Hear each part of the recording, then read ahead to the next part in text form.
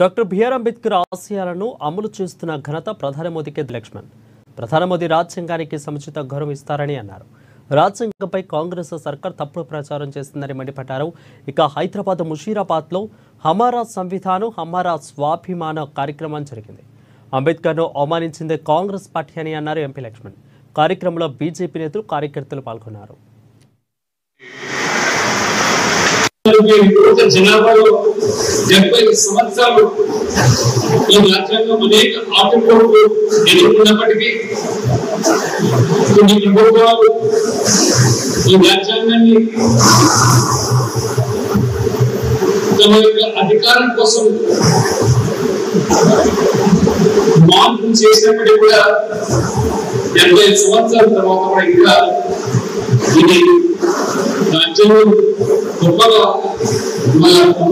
అంటే చాలా దూరదృష్టితోని ఒక మిషనరీ